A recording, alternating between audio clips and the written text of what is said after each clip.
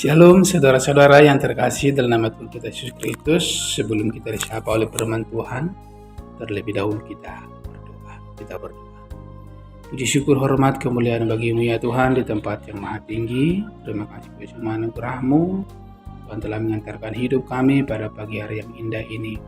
Tuhan berkati istirahat kami sepanjang malam. Terima kasih Bapa. Pada pagi hari ini kami hendak disapa oleh firman-Mu.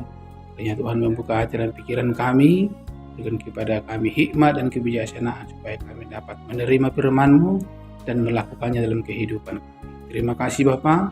Dalam nama Tuhan Yesus Kristus kami berdoa dan mengucap syukur. Amin.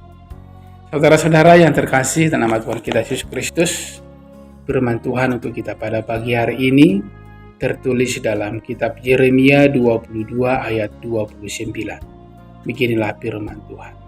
Hai negeri, dengarkanlah firman Tuhan. Demikianlah firman Tuhan. Saudara-saudara yang terkasih nama Tuhan kita Yesus Kristus, dalam perikop ini mengatakan bahwasanya pentingnya mendengarkan firman Tuhan. Inilah merupakan suatu bekal yang sangat berharga dalam kehidupan setiap orang Kristen. Namun ada kalanya kita perlu mengetahui kenapa dalam kitab Yeremia 22 ayat 29 ini dikatakan, hai negeri, dengarkanlah firman Tuhan. Pada saat itu ada seorang raja yang berkuasa di negeri Israel yang bernama Konya. Konya ini sebenarnya adalah orang yang sangat berharga di hadapan Tuhan, dan dia dianugerahi berbagai talenta, berbagai bakat dan hikmat dalam kepemimpinannya sebagai raja. Dia dianugerahi dan diamanatkan seperti bagaikan cincin yang disematkan di jari tiap orang yang dianggap sangat berharga. Oleh karena itu dalam perikop ini dikatakan, hai negeri, diumpamakan sebagai 3 kali.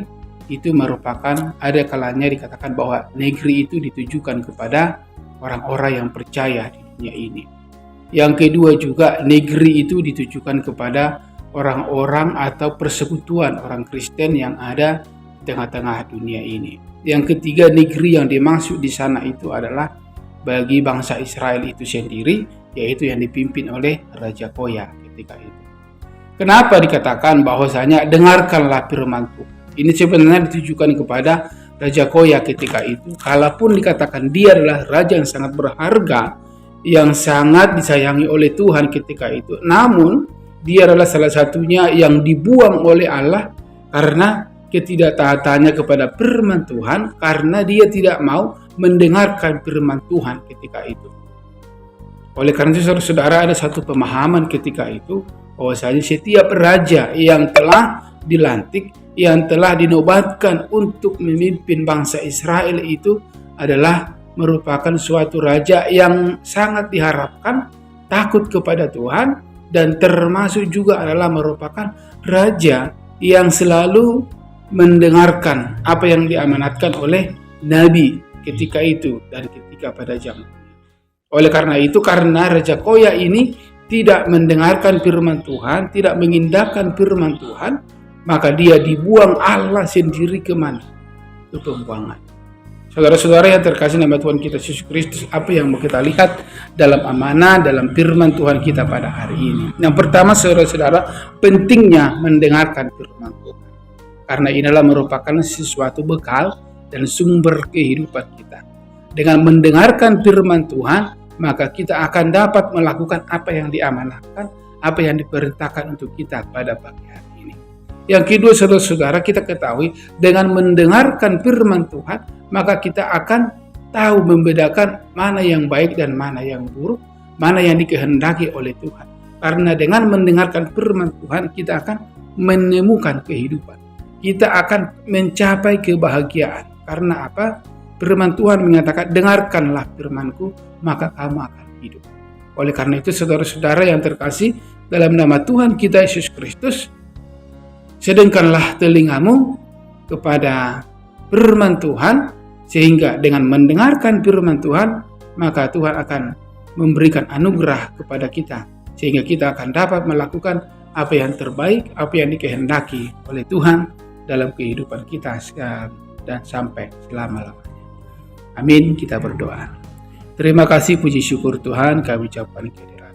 Firman-Mu sungguh berharga untuk kami lakukan, untuk kami dengar dalam kehidupan kami ini. Biarlah kami selalu menjadikan telinga kami Bapa dalam melakukan, dalam menjalani kehidupan kami, sehingga firman-Mu akan kami jadikan sebagai bekal dan perisai dalam kehidupan kami ini. Terima kasih Bapa.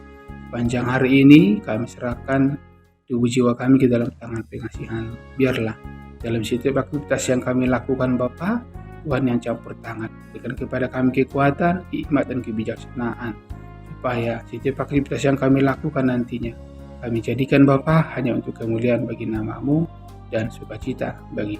Terima kasih Bapa, ampuni kami segala dosa yang kami perbuat. Terimalah doa kami yang kami sampaikan dalam nama anak-Mu Tuhan Yesus Kristus Juru Selamat. Anugerah Tuhan kita Yesus Kristus, kasih setia Allah Bapa dan persekutuan Roh Kudus kiranya menyertai kita sekalian. Amin. Shalom saudara-saudara, selamat pagi, selamat beraktivitas.